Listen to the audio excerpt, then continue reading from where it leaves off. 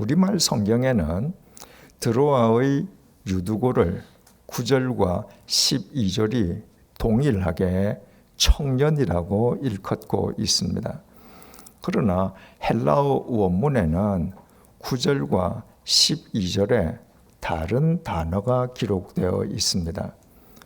9절의 청년은 본래 청년을 뜻하는 네아니아스로 기록되어 있습니다.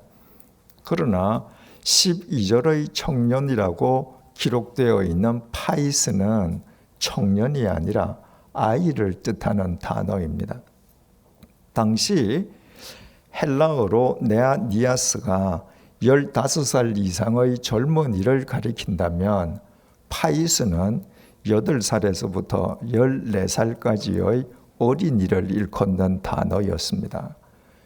이것을 근거로 해서 드로아의 유두고는 청년이 아니라 청소년의 아이였다고 주장하는 학자들도 있습니다.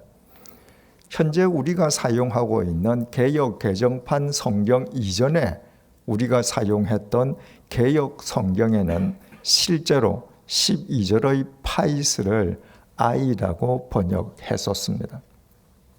만약에 드로아의 유두고가 정말 아이였다면 본문을 기록한 누가는 9절에서도 유두고를 청년을 일컫는 네아니아스가 아니라 아이를 뜻하는 파이스로 기록했을 것입니다.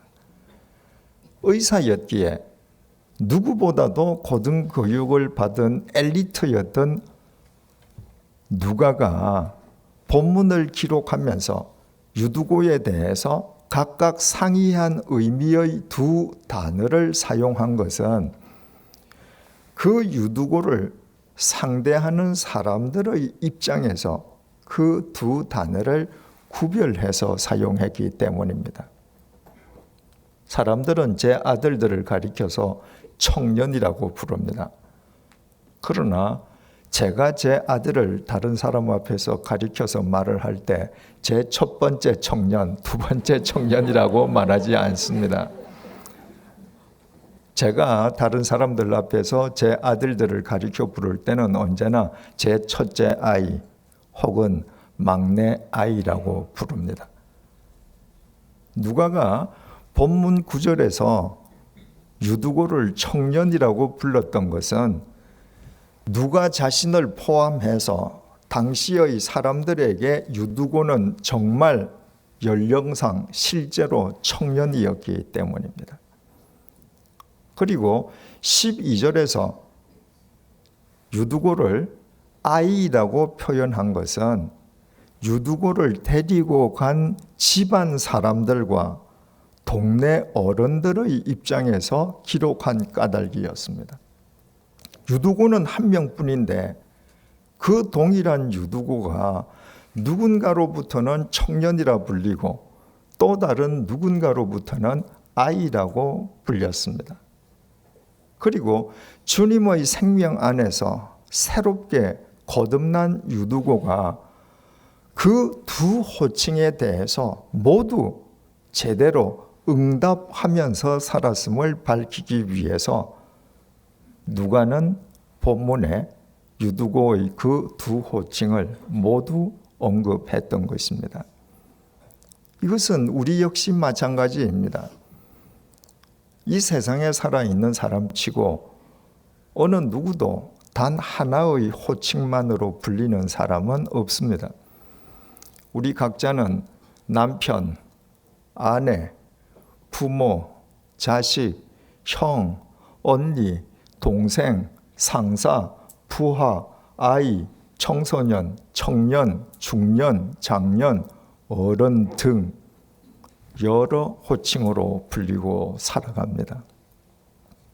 우리가 배우가 아닌 바에야 어떻게 그 많은 호칭에 다 제대로 응답하면서 살 수 있겠습니까?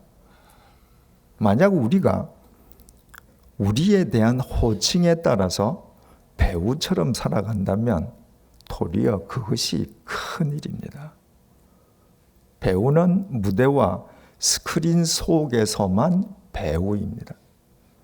누구든지 실제의 삶 속에서 자기에게 불리는 호칭에 따라서 배우처럼 연기하려고 하면 그 사람은 미선적인 바리새인이 될 수밖에 없습니다. 우리가 우리에게 붙어 있는 여러 호칭에 대해서 제대로 응답할 수 있는 것은 우리 자신들이 유두고처럼 주님의 참 생명 속에 있을 때입니다. 죽음을 깨뜨리고 부활하신 주님의 참 생명만 죄성을 지닌 우리 자신을 신실한 인간으로 세워주실 수 있고, 신실한 인간만 자기에게 붙은 모든 호칭에 대해 바르게 응답할 수 있습니다. 참 생명은 신실로 입증되고, 신실은 오해와 편견을 뛰어넘어 사람과 사람을 한데에 엮어주는 생명의 동아줄입니다.